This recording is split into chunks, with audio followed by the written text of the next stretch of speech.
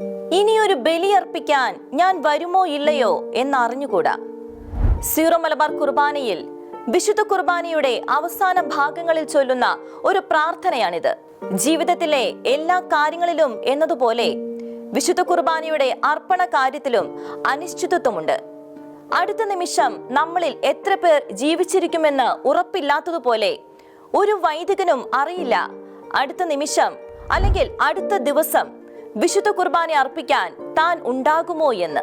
അതുകൊണ്ട് തന്നെ ഓരോ ബലിയും തന്റെ അവസാനത്തെ ബലി എന്ന അർത്ഥത്തിൽ ഏറ്റവും തീക്ഷ്ണവും തീവ്രവും ആത്മാർത്ഥവുമായിട്ടാണ് എല്ലാ വൈദികരും വിശുദ്ധ കുർബാന അർപ്പിക്കുന്നത്. ഈ ബലി പൂർത്തിയാക്കുവാൻ നിങ്ങൾ എനിക്ക് വേണ്ടി പ്രാർത്ഥിക്കണമെന്ന് കാർമികൻ വിശ്വാസികളോട് പ്രാർത്ഥനകൾ ആവശ്യപ്പെടുന്നതും ഇതിന്റെ പശ്ചാത്തലത്തിൽ വേണം നാം കാണേണ്ടത്. പരിശുദ്ധമായ ബലിവേദിയിൽ വെച്ച് ജീവൻ നഷ്ടപ്പെട്ട വൈദികർ ധാരാളം പേരുണ്ടെങ്കിലും പരിശുദ്ധമായ അൾത്താരയിൽ വെച്ച് കോഴിക്കുഞ്ഞിന് എന്നവണ്ണം കഴുത്തറക്കപ്പെട്ട് കൊല്ലപ്പെട്ട മറ്റൊരു വൈദികനും ഈ ലോകത്തുണ്ടാകില്ല. അതുകൊണ്ട് തന്നെ ഈ വൈദികന്റെ മരണം അത്യന്തം ക്രൂരവും മനുഷ്യ മനസാക്ഷിയെ ഞെട്ടിക്കുന്നതുമായിരുന്നു. സ്വന്തം ജീവൻ കണ്ടെത്തുന്നവൻ അത് നഷ്ടപ്പെടുത്തും. എന്നെ പ്രതി സ്വന്തം ജീവൻ നഷ്ടപ്പെടുത്തുന്നവൻ അത് കണ്ടെത്തും എന്ന തിരുവചനത്തെ അന്വർത്ഥമാക്കി ജീവൻ വരെ നഷ്ടപ്പെടുത്തിയവരുടെ മറ്റൊരു എപ്പിസോഡിലേക്ക് സ്വാഗതം. നഷ്ടപ്പെടുത്തിയവർ.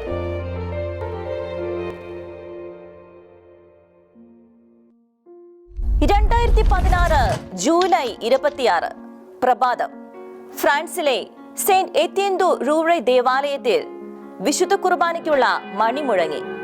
വിശ്വാസികൾ ഓരോരുത്തരായി ദേവാലയത്തിലേക്ക് കടന്നു വന്നുകൊണ്ടിരിക്കവേ കാർമികൻ വിശുദ്ധ കുർബാനയ്ക്കുള്ള അവസാന ഒരുക്കത്തിലായിരുന്നു. വിശുദ്ധ കുർബാന അർപ്പിക്കുന്നതിനുള്ള ഒരുക്ക പ്രാർത്ഥനകൾ അവസാനിപ്പിച്ചതിനു ശേഷം അദ്ദേഹം തിരുവസ്ത്രങ്ങൾ അണിഞ്ഞു. ബലിവേദിയിൽ മെഴുകുതിരികൾ തെളിഞ്ഞു.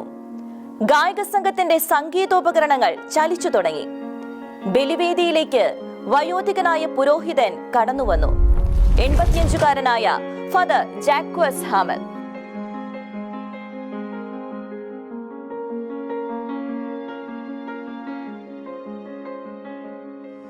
പേരു കേൾക്കുമ്പോൾ എന്നതിലേറെ ഈ മുഖം കാണുമ്പോൾ പലതും നമ്മുടെ ഓർമ്മയിലേക്ക് കടന്നു വരുന്നുണ്ട്. 10 വർഷങ്ങൾക്ക് മുൻപ് സംഭവിച്ച കിരാതമായ ആ മനുഷ്യഹത്യയുടെ ഓർമ്മകൾ തൂത്തെറിയാൻ ശ്രമിച്ചിട്ടും വിട്ടുമാറാതെ ഇന്നും നമ്മോട് ചേർന്നു നിൽക്കുന്നവയാണ്. അതാണ് ഫാദർ ജാക്വസ് ഹാമലിന്റെ രക്തസാക്ഷിത്വത്തിന്റെ അനശ്വരതയും. പട്ടാളത്തിൽ ചേർന്നുവെങ്കിലും മറ്റുള്ളവരെ കൊല്ലാൻ ഉത്തരവുകൾ കൊടുക്കേണ്ടി വരുന്ന ഒരു ഓഫീസറായി തീരുമെന്ന് ഭയന്ന് പട്ടാള ജീവിതം ഉപേക്ഷിച്ച് വൈദികനായി തീർന്ന വ്യക്തിയായിരുന്നു ഫാദർ ജാക്വസ് ഹാമൽ. 1930 നവംബർ 30 ഫ്രാൻസിലെ ഡാർനെറ്റലിൽ ജനിച്ച ഹാമൽ 1958 ജൂൺ 30 പുരോഹിതനായി അഭിഷിക്തനായി. നിരവധി ദേവാലയങ്ങളിൽ സഹവികാരിയായും വികാരിയായും സേവനം അനുഷ്ഠിച്ചതിനു ശേഷം 75-ാം വയസ്സിൽ 2005 അദ്ദേഹം ശുശ്രൂഷ ജീവിതത്തിൽ നിന്നും ഔദ്യോഗികമായി വിരമിച്ചത്. പക്ഷേ അപ്പോഴും അദ്ദേഹം ചില ദേവാലയങ്ങളിൽ വിശുദ്ധ കുർബാന അർപ്പിച്ചും കുമ്പസാരിപ്പിച്ചും വിശ്വാസികളെ ആത്മീയ ജീവിതത്തിന്റെ കാവൽക്കാരനും തുണക്കാരനുമായി പൗരോഹിത്യ ജീവിതത്തിന്റെ ആനന്ദങ്ങളിൽ മുഴുകി ജീവിക്കുകയായിരുന്നു. ദൈവസേവനത്തിനു വേണ്ടി സ്വയം സമർപ്പിക്കപ്പെട്ട ആ ജീവിതം എന്നും ലാളിത്യത്തിൽ അധിഷ്ഠിതമായിരുന്നു. പ്രാർത്ഥനയിൽ ആഴപ്പെട്ട വ്യക്തി ജീവിതമായിരുന്നു അദ്ദേഹത്തിൻ്റെതെന്ന് സഹപ്രവർത്തകരും ബന്ധുക്കളും അനുസ്മരിച്ചിട്ടുണ്ട്. അങ്ങനെ പ്രശാന്തവും സമാധാനപൂർണവുമായി പ്രസാദഭരിതമായ വാർദ്ധക്യത്തിന്റെ അവസാന വിനാഴികയിലൂടെ അദ്ദേഹം കടന്നുപോയിക്കൊണ്ടിരിക്കുമ്പോഴായിരുന്നു ആ ദിവസം എത്തിയത്. 2016 ജൂലൈ 26. അന്നേ ദിവസം പ്രഭാതത്തിൽ ചരിത്ര പ്രസിദ്ധമായ ആ ദേവാലയത്തിൽ വിശുദ്ധ കുർബാന അർപ്പിക്കുകയായിരുന്നു ഫാദർ ജാക്വസ് ഹാമൽ. അപ്പോഴാണ് കത്തോലിക്ക ദേവാലയത്തിലെ പ്രാർത്ഥനകളുടെ വിശുദ്ധിയെ ഭേദിച്ചുകൊണ്ട് അല്ലാഹു അക്ബർ എന്ന മുദ്രാവാക്യം ഉയർന്നു കേട്ടത്.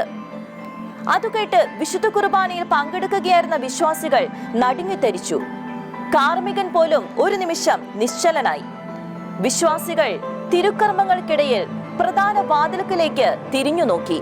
അപ്പോൾ അവർ കണ്ടത് 18 19 വയസ്സു മാത്രം പ്രായമുള്ള 2 ചെറുപ്പക്കാർ ദേവാലയത്തിലേക്ക് കടന്നു വരുന്നതായിരുന്നു.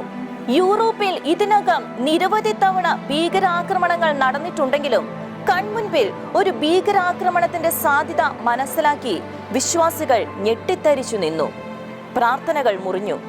സംഭവിക്കാൻ പോകുന്ന ദുരന്തത്തിന്റെ രൂക്ഷത മനസ്സിലാക്കിയെന്നോണം മെഴുകുതിരികൾ അണഞ്ഞു. പിന്നെ ആരും പ്രതീക്ഷിക്കാത്തതാണ് സംഭവിച്ചത്. വിശ്വാസികൾ നോക്കി നിൽക്കെ അക്രമികൾ അൾത്താരയിലേക്ക് പ്രവേശിച്ചു. ജീവിതത്തിൽ ഒരിക്കൽ പോലും ദൃക്സാക്ഷിയാകരുതേ എന്ന് പ്രാർത്ഥിക്കുന്ന അനിഷ്ട സംഭവം തങ്ങളുടെ മുൻപിൽ അരങ്ങേറാൻ പോവുകയാണെന്ന് വിശ്വാസികൾ അപ്പോൾ കരുതിയില്ല. ബലിവേദിയിൽ താൻ തന്റെ ജീവിതം സമർപ്പിക്കാൻ പോവുകയാണെന്ന് ഫാദർ ഹമലും കരുതിയില്ല. പക്ഷെ സംഭവിച്ചത് അതുതന്നെയായിരുന്നു. അക്രമികൾ അൾത്താരയിൽ നിന്ന് അറബ് ഭാഷയിൽ എന്തോ പ്രസംഗിച്ചു. ആ വന്യവയോധികൻ ദുർബലമെങ്കിലും ആത്മാവിൽ കരുത്തുറ്റവനായി അക്രമികളോട് സാത്താനെ ദൂരെ പോകൂ എന്ന് ആജ്ഞാപിച്ചു. കൃഷകാത്രനെങ്കിലും അതിന്റെ പരിധിയെ അതിലംഘിക്കുന്ന ഉറച്ച ശബ്ദമായിരുന്നു അദ്ദേഹത്തിൻ്റെത്. എന്നാൽ ആ താക്കീത് കേട്ട് പിന്തിരിയുവാനുള്ളവരായിരുന്നില്ല അക്രമികൾ. അവർ വൈദികനെ ബലമായി മുട്ടുകുത്തിപ്പിച്ചു. പിന്നെ അവിടെ നടന്നത് മൃഗീയമായ നരഹത്യയായിരുന്നു, പൈശാചികതയായിരുന്നു, നരബലിയായിരുന്നു. പരിശുദ്ധമായ അൾത്താരയിൽ വെച്ച് ഫാദർ ഹമലിന്റെ കഴുത്ത് അവർ അറുത്തു തുടങ്ങി. വൈദികന്റെ നിലവിളി ദേവാലയത്തിൽ തട്ടിത്തടഞ്ഞ് പുറത്തേക്ക് ഒഴുകിയിറങ്ങി. വിശ്വാസികൾ ദേവാലയത്തിനുള്ളിൽ നിന്നും പുറത്തേക്ക് ചിതറിയോടി. അപ്പോഴേക്കും വിവരമറിഞ്ഞ് അക്രമികളെ ബന്ദികളാക്കുന്നതിൽ വൈദഗ്ധ്യം നേടിയ എലൈറ്റ് പോലീസ് യൂണിറ്റ് പള്ളി വളഞ്ഞു. പോലീസ് ദേവാലയത്തിനകത്തേക്ക് ഓടിച്ചെല്ലുകയും ഫാദർ ജാക്കോസിന്റെ ജീവൻ രക്ഷിക്കാൻ ശ്രമിക്കുകയും ചെയ്തിരുന്നു. എങ്കിലും അദ്ദേഹം മരണത്തിന് കീഴടങ്ങി കഴിഞ്ഞിരുന്നു. അവിശ്വാസികളെ കൊന്നാൽ ലഭിക്കുന്ന മിഥ്യാസ്വർഗത്തിൽ അഭിരമിച്ച് പള്ളിയിൽ നിന്നും പുറത്തേക്ക് വന്ന അക്രമികൾക്കു നേരെ പോലീസ് വെടിയുതിർത്തു. ഇരുവരും അവിടെ വെച്ചു തന്നെ മരണമടഞ്ഞു. സ്വന്തം ജീവൻ രക്ഷിക്കാൻ ആഗ്രഹിക്കുന്നവൻ അത് നഷ്ടപ്പെടുത്തും. ആരെങ്കിലും എനിക്ക് വേണ്ടിയോ സുവിശേഷത്തിന് വേണ്ടിയോ സ്വന്തം ജീവൻ നഷ്ടപ്പെടുത്തിയാൽ അവൻ അതിനെ രക്ഷിക്കും എന്ന തിരുവചനത്തിലായിരുന്നു ഫാദർ ഹമലിന്റെ പ്രതീക്ഷ. വേണമെങ്കിൽ ആ വൈദികന് തന്റെ ജീവൻ രക്ഷിക്കാൻ സാധിക്കുമായിരുന്നു, അക്രമികളുടെ മുദ്രാവാക്യം ഏറ്റുചൊല്ലിയാൽ. അല്ലെങ്കിൽ അവർക്ക് അനുകൂലമായ സമീപനം സ്വീകരിച്ചാൽ അതൊക്കെയും സാധിക്കുമായിരുന്നു. എന്നാൽ 30 വെള്ളിക്കാശിനു വേണ്ടി ക്രിസ്തുവിനെ ഒറ്റിക്കൊടുക്കുന്ന യൂദാസ് ആയിരുന്നില്ല അദ്ദേഹം. സ്വന്തം ജീവൻ അപകടത്തിലാണെന്ന് മനസ്സിലാക്കിയിട്ടും സാത്താനെ ദൂരെ പോകൂ എന്ന് ധീരതയോടെ പറയാൻ മാത്രം ശിശുത്വത്തിന്റെ വില അദ്ദേഹം തിരിച്ചറിഞ്ഞിരുന്നു. ഒരുവൻ ലോകം മുഴുവനും നേടിയാലും തന്റെ ആത്മാവിനെ നഷ്ടപ്പെടുത്തിയാൽ മറ്റുള്ളതെല്ലാം നിഷ്പ്രയോജനകരം എന്ന് അദ്ദേഹത്തിന് അറിയാമായിരുന്നു. ഇത്തിരി നേരം കൂടി ജീവിച്ചിരിക്കുക എന്ന സ്വാർത്ഥതയിൽ സ്വന്തം വിശ്വാസത്തെ തള്ളിപ്പറയാൻ തയ്യാറാവാതെ സ്വന്തം ജീവൻ നഷ്ടപ്പെടുത്താൻ അദ്ദേഹം തയ്യാറാവുകയായിരുന്നു. വിദ്വേഷത്തിന്റെ പേരിലോ മറ്റെന്തെങ്കിലും കാരണങ്ങൾ കൊണ്ടോ ആയിരുന്നില്ല ആ കൗമാരക്കാർ ഫാദർ ഹമലിനെ വധിച്ചത്. അവർ IS അനുഭാവികളായിരുന്നു. ക്രൈസ്തവർക്കെതിരെ എന്നും കിരാതമുറകൾ സ്വീകരിക്കുന്നതിൽ തെല്ലും മടിയില്ലാത്തവർ.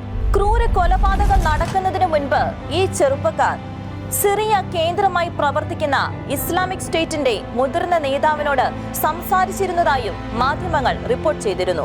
അക്രമികൾ IS അനുഭാവികളാണെന്ന് വ്യക്തമായതോടെ പ്രസിഡന്റ് ഫ്രാൻസോയ് ഒലോണ്ടയുടെ ശക്തമായ പ്രതികരണം പുറത്തുവന്നു. എല്ലാ അർത്ഥത്തിലും ISനെതിരെ പോരാടുമെന്നും ഭീരുത്വം നിറഞ്ഞ കൊലപാതകം എന്നുമായിരുന്നു സംഭവ സ്ഥലം സന്ദർശിച്ചതിനു ശേഷമുള്ള അദ്ദേഹത്തിന്റെ പ്രതികരണം. ഫാദർ ഹമൽ മാത്രമല്ല, ലോകം മുഴുവനും എല്ലാ കത്തോലിക്കരുമാണ് ഇവിടെ മുറിവേറ്റിരിക്കുന്നത് എന്നായിരുന്നു ഫ്രഞ്ച് പ്രധാനമന്ത്രി മാനുവൽ വോൾസന്റെ പ്രതികരണം. ഞങ്ങൾ എല്ലാവരും ഒരുമിച്ച് നിൽക്കുമെന്ന് അദ്ദേഹം വാഗ്ദാനം നേരുകയും ചെയ്തു. അക്രമത്തെ അസംബന്ധമെന്നും ഇതിന്റെ വേദനയും ആഘാതവും വലുതുമാണെന്നും ഫ്രാൻസിസ് മാർപ്പാപ്പ പ്രതികരിക്കുകയുണ്ടായി. മാത്രമല്ല, ഫാദർ ഹാമലിന് രക്തസാക്ഷി എന്ന വിശേഷണം നൽകാനും പാപ്പ മടിച്ചില്ല. 58 വർഷം പുരോഹിതനായി വിശുദ്ധ കുർബാന അർപ്പിച്ച് ഒടുവിൽ അൾത്താരയിൽ തന്നെ ജീവത്യാഗം സംഭവിച്ച ഫാദർ ഹമലിന്റെ വീരോചിതമായ ജീവത്യാഗത്തെ അതിലും മനോഹരമായി വിശേഷിപ്പിക്കാൻ ആർക്കും കഴിയില്ലല്ലോ. അത്തരമൊരു വാക്കല്ലാതെ മറ്റൊരു വിശേഷണവും അദ്ദേഹത്തിന് അനുയോജ്യമാവുകയുമില്ലല്ലോ. വിവിധ ലോക നേതാക്കന്മാരും മത നേതാക്കന്മാരും ഈ അക്രമത്തെ അപലപിക്കുകയും സംഭവത്തിൽ നടുക്കം രേഖപ്പെടുത്തുകയും ചെയ്തു. അക്രമികളിൽ 2 പേരെ പോലീസ് വെടിവെച്ചു കൊന്നു എങ്കിലും കൊലപാതകവുമായി ബന്ധപ്പെട്ട് വേറെയും പലരും ഉണ്ടായിരുന്നു. IS എന്ന തീവ്രവാദ സംഘടനയുടെ അനുഭാവികൾ. വിചാരണയ്ക്ക് ശേഷം 6 വർഷം കഴിഞ്ഞപ്പോൾ ഈ കൊലപാതകവുമായി ബന്ധപ്പെട്ട 4 പേർ കുറ്റക്കാരാണെന്ന് കണ്ടെത്തുകയും അവർക്ക് ജയിൽ ശിക്ഷ വിധിക്കുകയും ചെയ്തു. ആയിരക്കണക്കിന് വിശ്വാസികളാണ് ഫാദർ ഹമലിന്റെ മൃതസംസ്കാര ശുശ്രൂഷയിൽ പങ്കെടുത്തത്. ഫാദർ ജാക്വസ് ഹമലിന്റെ ഭൗതികദേഹം അടക്കം ചെയ്ത സെന്റ് സ്റ്റീഫൻ ദേവാലയം ഇന്ന് തീർത്ഥാടന കേന്ദ്രമായി മാറിയിരിക്കുകയാണ്. പള്ളിയിലേക്കും ഫാദർ ഹമലിന്റെ കല്ലറയിലേക്കും ആളുകൾ വന്നുകൊണ്ടിരിക്കുന്നു. രക്തസാക്ഷിയായ ഫാദർ ഹമലിന്റെ മധ്യസ്ഥതയിൽ നിരവധി അത്ഭുതങ്ങളും രോഗശാന്തികളും സംഭവിച്ചതിന്റെ വെളിച്ചത്തിലാണ് ഈ തിരക്ക്. ശവകുടീരത്തിൽ വെച്ച് പ്രാർത്ഥിച്ചതിന്റെ ഫലമായി കൈകൾ തളർന്നുപോയ ഒരാൾക്ക് അത്ഭുതകരമായ രോഗസൗഖ്യം ലഭിച്ചതുൾപ്പെടെയുള്ള നിരവധി അത്ഭുതങ്ങൾ ഇക്കാലത്തിനുള്ളിൽ റിപ്പോർട്ട് ചെയ്യപ്പെട്ടിട്ടുണ്ട്. 2016 സെപ്റ്റംബർ 14 ഫാദർ ഹമലിന്റെ അനുസ്മരണാർത്ഥം ഫ്രാൻസിസ് മാർപ്പാപ്പ അർപ്പിച്ച പരിശുദ്ധ ബലിയിൽ അദ്ദേഹത്തെക്കുറിച്ച് പറഞ്ഞ വാക്കുകൾ ശ്രദ്ധേയമാണ്. ഇന്ന് സഭയിൽ മുൻകാലങ്ങളെ അപേക്ഷിച്ച് കൂടുതൽ രക്തസാക്ഷികൾ ഉണ്ടായിക്കൊണ്ടിരിക്കുന്നു. യേശുക്രിസ്തുവിനെ നിഷേധിക്കാൻ വിസമ്മതിക്കുന്നതിന്റെ പേരിൽ ക്രൈസ്തവർ കൊല്ലപ്പെടുകയും പീഡിപ്പിക്കപ്പെടുകയും തടവിലാക്കപ്പെടുകയും ചെയ്തുകൊണ്ടിരിക്കുന്നു. ഇങ്ങനെ ഒരു ചരിത്രം ഫാദർ ജാക്വസിന്റെ ജീവിതത്തിലുണ്ട്. അദ്ദേഹം രക്തസാക്ഷികളുടെ ശൃംഖലയുടെ ഭാഗമാണ്. ഫാദർ ജാക്വസിന്റെ നാമകരണ നടപടികളുടെ വൈസ് പോസ്റ്റ്ലൈറ്റ് ഫാദർ വിഗോറോക്സ് പറയുന്നത് ഇപ്രകാരമാണ്: ഫാദർ ഹമൽ ജീവിതത്തിൽ ഒരിക്കലും ശ്രദ്ധാകേന്ദ്രമാകാൻ ശ്രമിച്ചില്ല, പ്രശസ്തനാകാൻ ആഗ്രഹിച്ചുമില്ല. എങ്കിലും 21ാം നൂറ്റാണ്ടിൽ പശ്ചിമ യൂറോപ്പിൽ മുസ്ലിം തീവ്രവാദികളാൽ രക്തസാക്ഷിത്വം വരിച്ച ആദ്യത്തെ പുരോഹിതനായി അദ്ദേഹം മാറുകയായിരുന്നു. ആദിമ നൂറ്റാണ്ടിലെ ക്രൈസ്തവർ തങ്ങളുടെ ജീവൻ പണയപ്പെടുത്തി യേശുക്രിസ്തുവിനെ ഏറ്റുപറഞ്ഞു. നിങ്ങളുടെ ദൈവമല്ല യഥാർത്ഥ ദൈവമെന്ന് പറയുക, ഞങ്ങളുടെ ദൈവത്തിനോ ഞങ്ങളുടെ ദൈവങ്ങൾക്കോ ഒരു യാഗമർപ്പിക്കുക എന്ന് കഴുത്തിൽ കത്തിവെച്ച് ഭീഷണിപ്പെടുത്തിയിട്ടും അവരതിന് തയ്യാറായില്ല. ക്രിസ്തുവിനെ നഷ്ടപ്പെടുത്തിക്കൊണ്ട് യാതൊരു നേട്ടവും വേണ്ടെന്ന് തീരുമാനിച്ചതുകൊണ്ട് അവർ അതിന് വിസമ്മതം രേഖപ്പെടുത്തി. അതിന്റെ ഫലമായി അവർ കൊല്ലപ്പെട്ടു. ഇന്നും ആ കഥ തന്നെയാണ് ആവർത്തിച്ചു കൊണ്ടിരിക്കുന്നത്. ഫാദർ ജാക്വസ് ഹമലിനെ പോലെയുള്ളവർ വർത്തമാനകാലത്തിലെ അത്തരം രക്തസാക്ഷികളാണ്. ജയിലായാലും മരണത്താലും പീഡനത്താലും യേശുക്രിസ്തുവിനെ നിഷേധിക്കാൻ വിസമ്മതിക്കുന്നതിലൂടെ അവർ ക്രൂരമായ പീഡനത്തിന് ഇരകളാക്കപ്പെടുന്നു. വിശ്വാസത്യാഗം ആവശ്യപ്പെടുന്ന ക്രൂരതയ്ക്ക് ഒരേ ഒരു പേരുള്ളൂ: പൈശാചികം. അതാണ് അന്ന് ഫാദർ ജാക്വസ് ഹമൽ ആ തീവ്രവാദിയോട് പറഞ്ഞത്: സാത്താനെ ദൂരെ പോകുക. ക്രിസ്തുവിന്റെ കുരിശിലെ ബലി ആഘോഷിക്കുന്നതിനിടയിലാണ് ഫാദർ ജാക്വസ് ഹമലിന്റെ കഴുത്തറക്കപ്പെട്ടത്. എപ്പോഴും സാഹോദര്യം പുലർത്താൻ ശ്രമിച്ച, സമാധാനത്തിന് വേണ്ടി പരിശ്രമിച്ച, മതാന്തര സംവാദങ്ങളിൽ ഏർപ്പെട്ടിരുന്ന വ്യക്തിയായിരുന്നു ഫാദർ ഹമൽ എന്ന് അദ്ദേഹവുമായി അടുത്ത ബന്ധമുള്ളവർ പറയുന്നു. എന്നിട്ടും അദ്ദേഹം മത തീവ്രവാദത്തിന്റെ ഇരയായി ഒരു കുറ്റവാളിയെ പോലെ ക്രൂരമായി വധിക്കപ്പെട്ടു. ക്രിസ്തുവിന്റെ രക്തസാക്ഷിത്വത്തിനൊപ്പം സ്വന്തം രക്തസാക്ഷിത്വം കൂടിയാണ് അന്ന് ഫാദർ ഹമൽ അൾത്താരയിൽ സമർപ്പിച്ചത്. ഫാദർ ഹമലിന്റെ രക്തസാക്ഷിത്വം നമ്മെ ബോധ്യപ്പെടുത്തുന്ന മറ്റു ചില കാര്യങ്ങൾ കൂടിയുണ്ട്.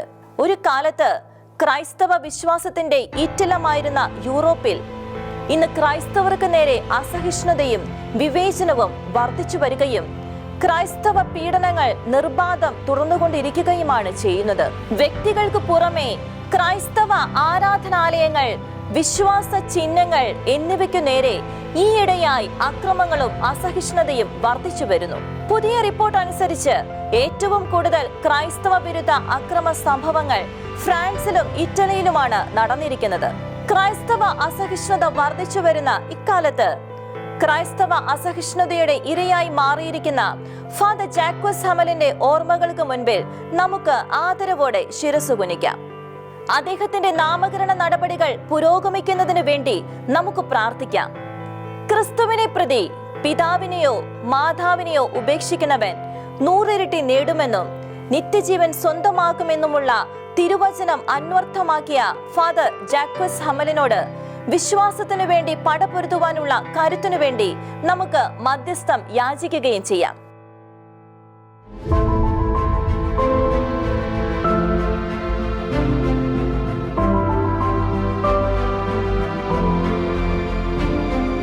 ഇനി നമുക്ക് മറ്റൊരാളെ പരിചയപ്പെടാം. ഇതാണ് വാങ്. ചൈനയിലെ ഏറ്റവും സ്വാധീനമുള്ള 50 ബുദ്ധിജീവികളിൽ ഒരാൾ. പാശ്ചാത്യ ലോകത്ത് ചൈനയിൽ നിന്ന് അറിയപ്പെടുന്നതിൽ വെച്ച് ഏറ്റവും പ്രമുഖനായ സുവിശേഷ പ്രഘോഷകൻ, മനുഷ്യാവകാശ പ്രവർത്തകൻ, നിയമ പണ്ഡിതൻ, സാമൂഹിക പ്രവർത്തകൻ. വാങ്ങിയെ സംബന്ധിച്ചുള്ള വിശേഷണങ്ങൾ ഇങ്ങനെ നീണ്ടുപോകുന്നു. ഇതേ വ്യക്തിക്ക് തന്നെ പിന്നീട് ഭരണകൂടം വലിയ ചില കുറ്റങ്ങൾ ചാർത്തിക്കൊടുത്തു. ഭരണകൂടത്തിന്റെ ശത്രു, നിയമവിരുദ്ധ പ്രവർത്തനങ്ങളുടെ ഉപജാപകൻ, അട്ടിമറിക്കാരൻ. ഫലമോ 9 വർഷത്തെ കഠിന തടവ്. ഇപ്പോഴും അദ്ദേഹത്തിന്റെ ജയിൽ ശിക്ഷ അവസാനിച്ചിട്ടില്ല. സുവിശേഷ പ്രഘോഷകനിൽ നിന്ന് സർക്കാരിനെതിരെയുള്ള ഗൂഢാലോചനക്കാരൻ എന്ന നിലയിലേക്ക് അദ്ദേഹം എങ്ങനെ മാറി? അതിനുള്ള ഉത്തരം ഒന്നേയുള്ളൂ: അദ്ദേഹത്തിന്റെ ക്രിസ്തീയ വിശ്വാസം, അടിയുറച്ച ക്രിസ്തുബോധം. ക്രിസ്തുവിനെ പ്രതിയാണ് അദ്ദേഹത്തിന് എല്ലാം നഷ്ടമായത്. പക്ഷേ ക്രിസ്തുവിനെ പ്രതി ഉച്ഛിഷ്ടം പോലെ എല്ലാം വലിച്ചെറിയാൻ അദ്ദേഹം ധൈര്യം കാണിച്ചു. ആ ധീരതയുടെയും വിശ്വാസ സാക്ഷ്യത്തിന്റെയും അനുഭവം ആരെയും കോൾമയർ കൊള്ളിക്കുന്നതാണ്. ചൈനയിലെ ചെങ്ഡു മിയാങ്കാൻ നഗരത്തിലെ സാന്തായ് സ്വദേശിയായ വാങ് 1973 ജനിച്ചത്. അദ്ദേഹത്തിന്റെ 16ാം പിറന്നാളിന് 3 ദിവസങ്ങൾക്ക് ശേഷമായിരുന്നു 1989 ജൂൺ 4 ബെയ്ജിംഗ് ടുവാൻമെൻ സ്ക്വയറിൽ നടന്ന വെടിവയ്പ്. വാങ്ങിനെ സംബന്ധിച്ചിടത്തോളം ഈ കൂട്ടക്കൊല ഏറെ നിരാശാജനകമായിരുന്നു. കമ്മ്യൂണിസ്റ്റ് ഭരണകൂടത്തോടും ചൈനയിലെ നേതാക്കളോടുമുള്ള പൂർണ്ണമായ നിരാശയിലേക്കാണ് അദ്ദേഹത്തെ അത് നയിച്ചത്. ജീവിതത്തിന് അർത്ഥം നൽകുന്ന ഒരു പുതിയ ലോക വീക്ഷണത്തിനായി അദ്ദേഹം ഉൾപ്പെടെയുള്ള യുവജനങ്ങൾ അന്വേഷണം ആരംഭിച്ചു. 2004 വരെ സാധാരണ പോലെ ജീവിച്ചു വരികയായിരുന്ന അദ്ദേഹത്തിന്റെ ജീവിതം 2005 എത്തിയപ്പോഴേക്കും ശാന്തമായ തീരമണഞ്ഞു. കാരണം അന്നാണ് അദ്ദേഹം ക്രിസ്തുമത വിശ്വാസിയായത്. അതുവരെ മറ്റേതൊക്കെയോ വിധത്തിലുള്ള അന്വേഷണത്തിലായിരുന്നു അദ്ദേഹം. സർക്കാരിന്റെ സമ്മർദ്ദത്തെ തുടർന്നുള്ള അവകാശ സംരക്ഷണ പ്രവർത്തനങ്ങളും ക്രൈസ്തവരുമായുള്ള ബന്ധമായിരുന്നു ക്രിസ്തുമതത്തിലേക്ക് അദ്ദേഹത്തെ ആകർഷിച്ചത്. പീഡിപ്പിക്കപ്പെട്ടപ്പോഴും തങ്ങളുടെ നേതാവിനെതിരെ കള്ളസാക്ഷ്യം നൽകാൻ ദക്ഷിണ ചൈനയിലെ അണ്ടർഗ്രൗണ്ട് ചർച്ചിലെ അംഗങ്ങൾ വിസമ്മതിച്ചത് വാങ്ങിനെ വളരെയധികം സ്വാധീനിച്ചിരുന്നു. ക്രൈസ്തവ വിശ്വാസത്തിന്റെ ആഴവും പരപ്പും മനസ്സിലാക്കാൻ അദ്ദേഹത്തിന് ഇടയാക്കിയത് ഇത്തരത്തിലുള്ള ചില അനുഭവങ്ങളായിരുന്നു. ക്രിസ്തു വിശ്വാസത്തിലേക്ക് കടന്നു വന്നതോടെ ജീവിതം കൂടുതൽ അടുക്കും ചിട്ടയുള്ളതുമായും സമാധാനം നിറഞ്ഞതുമായും അദ്ദേഹത്തിന് അനുഭവപ്പെട്ടു. ഹൗസ് ചർച്ചുമായി ബന്ധപ്പെട്ടുള്ള പ്രവർത്തനങ്ങളായിരുന്നു അദ്ദേഹം തുടക്കത്തിൽ കാഴ്ചവെച്ചത്. ഒരു ക്രിസ്ത്യാനിയായി കഴിഞ്ഞപ്പോഴാണ് ചൈനയിൽ ക്രൈസ്തവർ അനുഭവിക്കുന്ന ദുരിതങ്ങളും പാരതന്ത്ര്യങ്ങളും പീഡനങ്ങളും അദ്ദേഹത്തിന് മനസ്സിലാക്കാൻ കഴിഞ്ഞത്.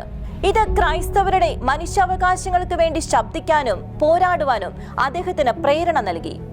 ഈ യാത്രയിൽ ശ്രദ്ധേയമായ പല ഇടപെടലുകളും നടത്തുവാൻ അദ്ദേഹത്തിന് സാധിച്ചു. അതിൽ ചിലതായിരുന്നു 2006 വൈറ്റ് ഹൗസിൽ വെച്ച് ജോർജ് ഡബ്ല്യു ബുഷുമായും മനുഷ്യാവകാശ അഭിഭാഷകനായ ലി ബോഗുവായുമായും നടത്തിയ കൂടിക്കാഴ്ചകൾ. ചൈനയിലെ ക്രിസ്ത്യാനികൾ നേരിടുന്ന പീഡനങ്ങളെക്കുറിച്ചും ഔദ്യോഗികമായി രജിസ്റ്റർ ചെയ്യാത്ത മതവിഭാഗങ്ങൾക്ക് ചൈനീസ് സർക്കാർ ഏർപ്പെടുത്തുന്ന നിയന്ത്രണങ്ങളെക്കുറിച്ചും അവർ ചർച്ച ചെയ്തു. തുടർന്ന് 2008 ചെങ്ഡുവിൽ ഏർലി റെയിൻ കവറന്റ് ചർച്ച് എന്ന സഭ അദ്ദേഹം സ്ഥാപിച്ചു. ആഗോള ക്രൈസ്തവർക്കായുള്ള നിയമ സമ്മേളനത്തിൽ പങ്കെടുക്കുകയും മതസ്വാതന്ത്ര്യം പ്രോത്സാഹിപ്പിക്കുന്നതിനുള്ള സംഭാവനയ്ക്കുള്ള സമ്മാനം നേടുകയും ചെയ്തു. രാജ്യത്തെ ഏറ്റവും പ്രധാനപ്പെട്ട രജിസ്റ്റർ ചെയ്യാത്ത പള്ളികളിൽ ഒന്നായി ഇത് മാറി. സർക്കാർ നിയന്ത്രണത്തിലുള്ള പള്ളികളാണ് ചൈനയിൽ കൂടുതലുള്ളത്. അണ്ടർഗ്രൗണ്ട് ചർച്ചുകൾ കേന്ദ്രീകരിച്ചാണ് ചൈനയിലെ ക്രൈസ്തവ സഭകൾ കൂടുതലായും പ്രവർത്തിക്കുന്നത്. അതിൽ തന്നെ പ്രൊട്ടസ്റ്റന്റ് ക്രൈസ്തവർ പാർട്ടി നയിക്കുന്ന ത്രീ സെൽഫ് പാട്രിയോട്ടിക് മൂവ്മെന്റ് അംഗീകരിച്ചതും നിയന്ത്രിക്കുന്നതുമായ പള്ളികളിൽ മാത്രമേ ആരാധന നടത്താവൂ എന്നതായിരുന്നു നിബന്ധന. എന്നാൽ വാങ് പള്ളി രജിസ്റ്റർ ചെയ്യാൻ വിസമ്മതിച്ചു. ആരാധന സ്വാതന്ത്ര്യവും മതസ്വാതന്ത്ര്യവും സർക്കാരുകൾക്ക് അടിയറവ് വെക്കേണ്ടതില്ല എന്ന ധീരമായ നിലപാടാണ് വാങ് യി കൈക്കൊണ്ടത്. അതുകൊണ്ടാണ് പാർട്ടിയുടെ മേൽനോട്ടത്തിന് പുറത്തു പ്രവർത്തിക്കാൻ വാങ് തയ്യാറായത്. ആരുടെയെങ്കിലും വീട്ടിൽ രഹസ്യമായി പ്രവർത്തിക്കുന്നതിനു പകരം ഒരു ഓഫീസ് ടവറിലാണ് അവർ ഒരുമിച്ച് കൂടിയിരുന്നത്. നമ്മൾ സ്വതന്ത്രമായി പ്രവർത്തിക്കുന്നില്ലെങ്കിൽ നമുക്ക് സ്വതന്ത്രമായ മനോഭാവം ഉണ്ടാകില്ല. ഒരു ക്രൈസ്തവനായിരിക്കുന്നതിന്റെ അടിസ്ഥാന മനോഭാവം സ്വതന്ത്രനായിരിക്കുക എന്നതാണ്.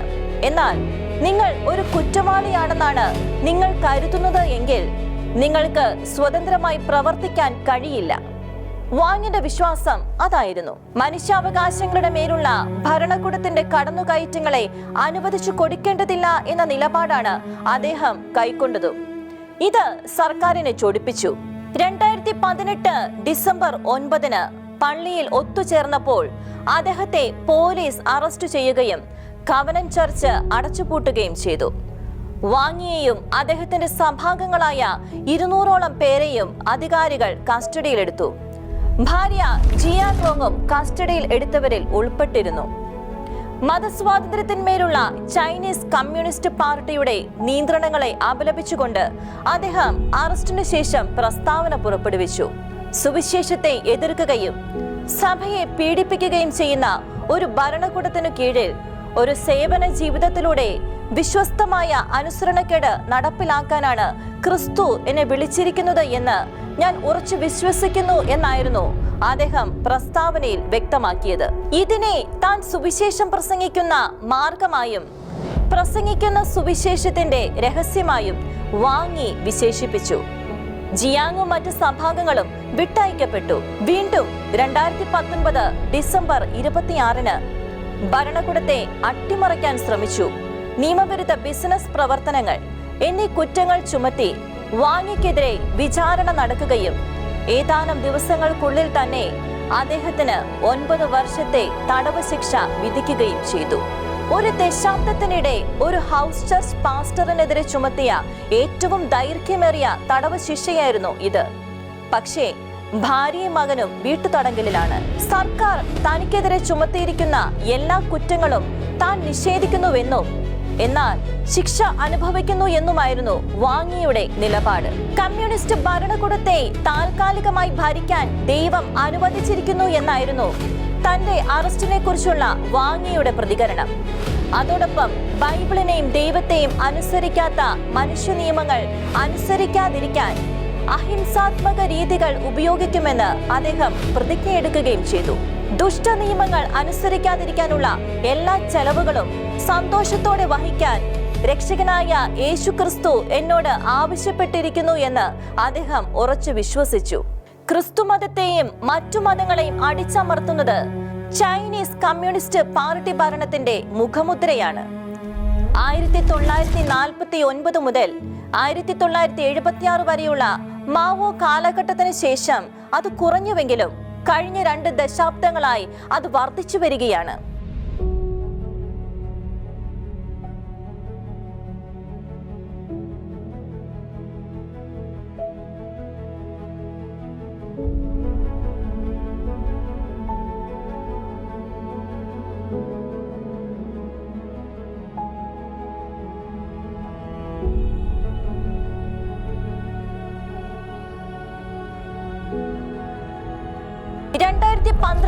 ചൈനയുടെ നേതാവ് ഷീ ജിൻപിങ് അധികാരം ഏറ്റതോടെ മനുഷ്യാവകാശങ്ങൾക്കെതിരായ അടിച്ചമർത്തൽ കൂടുതൽ ശക്തമാകുകയും ജനാധിപത്യവും മനുഷ്യാവകാശങ്ങൾ, ഭരണഘടനാ, ഗവൺമെന്റ് എന്നിവയുടെ സാർവത്രിക മൂല്യങ്ങളോടുള്ള ശത്രുത ഇക്കാലത്ത് കൂടുതൽ രൂക്ഷമാവുകയും ചെയ്തു. മതവിശ്വാസത്തെയും ആരാധനാ സ്വാതന്ത്ര്യത്തെയും പാശ്ചാത്യ അട്ടിമറി ഗൂഢാലോചനയായിട്ടാണ് ചൈനയിലെ ഭരണകൂടം കണക്കാക്കുന്നത്.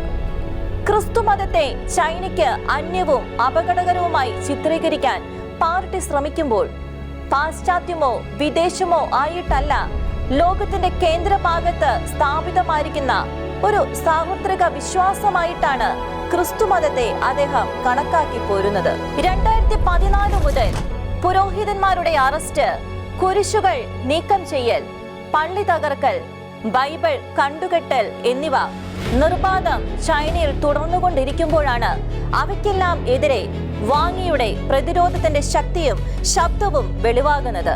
അറിയാവുന്ന പ്രാർത്ഥനയും ചൊല്ലി കുരിശു വരച്ച് ചില്ലുമേടകളിൽ കഴിയുകയാണ് ക്രൈസ്തവരെന്ന ശീർഷകത്തോടെ നമ്മളിൽ ഭൂരിപക്ഷവും. ക്രിസ്തീയ വിശ്വാസത്തിൽ മുന്നോട്ടു പോകുന്നു എന്നല്ലാതെ അതിനപ്പുറത്തേക്ക് ക്രിസ്തീയ വിശ്വാസത്തിനും ക്രിസ്തുവിനും വേണ്ടിയുള്ള നിലയുറപ്പിക്കലുകളോ നിലപാടെടുക്കലുകളോ നമുക്ക് ശീലമില്ല. അതിനുള്ള ധൈര്യമോ ചുവടുവെപ്പുകളോ നാം നടത്താറുമില്ല. പദവികളോ ജോലിയോ സ്വത്തോ ജീവനോ നഷ്ടമാകത്തക്ക വിധത്തിലുള്ള ഒരു വിധത്തിലുള്ള വെല്ലുവിളികൾക്കും റിസ്കുകൾക്കും നാം ഏറ്റെടുക്കാറുമില്ല. അവിടെയാണ് ഫാദർ ജാക്വസ് ഹമലും വാങ്ങിയും അപവാദമാകുന്നത്. വാങ്ങി എന്ന ഒറ്റ ഉദാഹരണം മതി. അദ്ദേഹം സർക്കാരിന്റെ കുഴലൂത്തുകാരനായിരുന്നുവെങ്കിൽ അദ്ദേഹത്തിന് ഒന്നും നഷ്ടപ്പെടുകയില്ലായിരുന്നു. പക്ഷേ ആരാധന സ്വാതന്ത്ര്യം അടിയറവ് വെക്കാതെ ക്രിസ്തുവിന് വേണ്ടി ജീവിക്കുവാൻ സന്നദ്ധനായതിന്റെ പേരിലാണ് അദ്ദേഹം ഇപ്പോഴും ജയിലിൽ കഴിയുന്നത്. ഇനിയും എത്രയോ വർഷങ്ങൾ കൂടി അദ്ദേഹത്തിന് ജയിലിൽ കഴിയേണ്ടതായിട്ടുണ്ട്. ജയിൽ മോചിതനായി കഴിയുമ്പോഴേക്കും മറ്റേതെങ്കിലും കുറ്റം ചുമത്തി അദ്ദേഹത്തിന് വീണ്ടും ജയിലിൽ കഴിയേണ്ടി വരുമോ എന്നും അറിയില്ല. അല്ലെങ്കിൽ അദ്ദേഹം ഇക്കാലത്തിനിടയിൽ ജയിലിൽ വെച്ച് മരണമടഞ്ഞിട്ടുണ്ടോ എന്നും നമുക്കറിയില്ല. കാരണം വാങ്ങിനെ കുറിച്ചുള്ള വാർത്തകൾ ഇപ്പോൾ ഇല്ലാതായിരിക്കുകയാണ്. അദ്ദേഹത്തിന്റെ മാനസികവും വൈകാരികവുമായ ആരോഗ്യത്തെക്കുറിച്ച് പരിശോധനകൾ എന്തെങ്കിലും നടന്നതായി ഇപ്പോഴും അറിവായിട്ടില്ല. അദ്ദേഹത്തെ സന്ദർശിക്കാൻ കുടുംബാംഗങ്ങളെയോ അന്താരാഷ്ട്ര വിദഗ്ധരെയോ ചൈനീസ് ഭരണകൂടം ഇതുവരെയും അനുവദിച്ചിട്ടുമില്ല. എന്റെ നാമത്തെ പ്രതി നിങ്ങളെ എല്ലാവരും ദ്വേഷിക്കും. അവസാനം വരെ സഹിച്ചു നിൽക്കുന്നവൻ രക്ഷ പ്രാപിക്കുമെന്ന തിരുവചനമായിരിക്കും ഒരു പക്ഷേ അദ്ദേഹത്തെ മുൻപോട്ട് നയിക്കുന്നത്. സ്വാതന്ത്ര്യവും ആരോഗ്യവും ചിലപ്പോൾ ജീവൻ തന്നെയും പണയം വെച്ചുകൊണ്ടുള്ള ജീവൻ മരണ പോരാട്ടമാണ് വാങ്ങി നടത്തുന്നത്. വിശ്വാസത്തിനു വേണ്ടി, ക്രിസ്തുവിനു വേണ്ടി സ്വന്തം ആത്മാവിനെ ഒഴികെ മറ്റുള്ളതെല്ലാം നഷ്ടപ്പെടുത്താൻ തയ്യാറായ ഇത്തരം ജീവിതങ്ങളെ ദൈവപിതാവിന്റെ കരങ്ങളിൽ സമർപ്പിച്ച് പ്രാർത്ഥിക്കാൻ മാത്രമേ നമുക്ക് കഴിയൂ. ഒരുവൻ ലോകം മുഴുവനും നേടിയാലും സ്വന്തം ആത്മാവിനെ നഷ്ടപ്പെടുത്തിയാൽ അവന് എന്തു പ്രയോജനം? ഒരുവൻ സ്വന്തം ആത്മാവിന് പകരമായി എന്തു കൊടുക്കും എന്നരുൾ ചെയ്ത കർത്താവായ യേശുവേ, ഭൗതിക നേട്ടങ്ങളെക്കാൾ ആത്മീയ മൂല്യത്തിന് മുൻഗണന കൊടുക്കാനും നിത്യമായ ആത്മാവിന്റെ രക്ഷയ്ക്ക് വേണ്ടി ജീവിക്കുവാനും ഞങ്ങളെ സഹായിക്കണമേ. അങ്ങേ സ്നേഹത്തെ പ്രതി മറ്റുള്ളവയെല്ലാം ഉച്ഛിഷ്ടം പോലെ ഉപേക്ഷിക്കാൻ സന്നദ്ധനായ ഫാദർ ജാക്വസ് ഹാമലിന്റെ ധീര രക്തസാക്ഷിത്വത്തെയും വാങ്ലിയുടെ ജീവിച്ചിരിക്കുന്ന രക്തസാക്ഷിത്വത്തെയും ഏറ്റവും ആദരപൂർവം ഞങ്ങൾ ഓർമ്മിക്കുന്നു. അവരുടെ ജീവിത മാതൃക ഞങ്ങളെ പ്രചോദിപ്പിക്കുകയും ഞങ്ങളുടെ ആത്മീയ ജീവിതത്തിന് ധൈര്യം പകരുകയും ചെയ്യട്ടെ. അങ്ങയോടുള്ള സ്നേഹത്തെ പ്രതി ഞങ്ങൾക്കുള്ളതെല്ലാം നഷ്ടപ്പെടുത്തുവാൻ ഞങ്ങളെ അനുഗ്രഹിക്കണമേ. ആമേൻ.